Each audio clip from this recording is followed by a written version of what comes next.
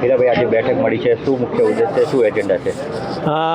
અખિલ ભારતીય કોળી સમાજ રજિસ્ટર્ડ દિલ્હીના અમારા રાષ્ટ્રીય અધ્યક્ષ વિરેન્દ્ર કશ્યપજીના અધ્યક્ષસ્થાને આજની આ બેઠક, પ્રદેશ કારોબારીની બેઠક આયોજન કરવામાં આવી છે. આજની આ બેઠકમાં ગુજરાત રાજ્યભરના કોળી સમાજના અનેક નિર્ણયો લેવામાં આવવાના છીએ, જેમાં એક બંધારણ પણ આવતા દિવસોમાં કોળી સમાજનું બને એ દિશાએ પણ અમે કામ કરવાના છીએ.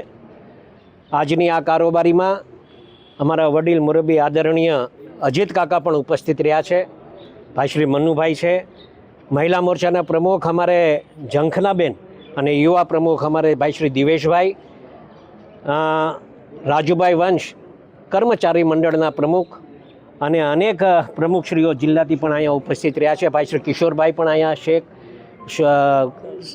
લીગલ સેલના આગેવાન, અને આપ સૌ જોઈ રહ્યા છો એમ યુવાન આગેવાનો અને આખી ટીમ ભાઈ શ્રી કરશનભાઈ સહિત અહીંયા ઉપસ્થિત રહ્યા છે. ત્યારે એમનો પણ અમે આભાર માનીએ છીએ પ્રદેશ પ્રમુખ તરીકે. અને આવતા દિવસોમાં ખાસ કરીને તો અમે સરકારશ્રીનો આભાર પણ આ વખતે વ્યક્ત કરીશ કે જે રીતે નવનીતભાઈને ન્યાય મળ્યો છે.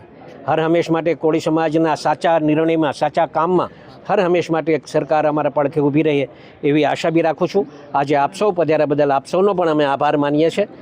એજન્ડાની વાત કરવામાં તો મહત્વના કયા એજન્ડાઓ રહેશે કોળી સમાજ માટે? મુખ્ય અમારા એજન્ડા આમ તો અમારે પ્રદેશ કારોબારીની આજની આ બેઠક છે, એમાં અનેક અમુક નિર્ણયો લેવાના છે અને અમુક પદ જેમને અમને આપવાના બાકી છે એમના પદ પણ અમે ગુજરાત રાજ્યમાં આપવાના છીએ.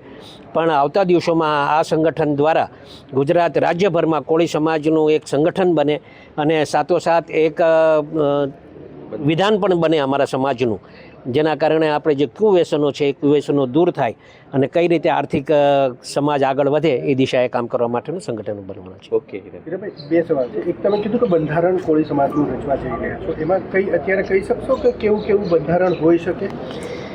બંધારણમાં એવું છે કે અમારા સમાજમાં હવે જે આર્થિક અમારો સમાજ ખૂબ પાછળ છે અને એને આગળ લાવવા માટે, જેમ કે આપણે કોઈ દીકરીને ત્યાં આપણે ચાંદલા કરવા જઈએ, વેસવાળ કરવા જઈએ તો અમુક દાગીના આપણે પહેરાવવા પડતા હોય છે, પણ આજને તમે જોઈ રહ્યા છો કે જે પ્રમાણે સોનાનો ભાવ ખૂબ આગળ બહુ બધો થઈ ગયો છે, તો આટલું બધું થઈ શકે નહીં કે નાનાથી નાનો માણસ પણ આ કરી શકે નહીં. એટલે અમુક આવી વસ્તુઓમાં કરકસર કરી અને લગ્નોમાં ડીજેના ખર્ચા હોય કે બીજા બધા ખર્ચા હોય, ખર્ચાથી કઈ રીતે આપણે બચી શકીએ, કુવ્યસનોથી કઈ રીતે બચી શકીએ અને આર્થિક રીતે આનો ફાયદો સમાજને થાય એ દિશાએ કામ કરવા માટે પણ આજે અમે આ સંગઠન દ્વારા અમે આ ગામોગામ નીકળવાના છીએ.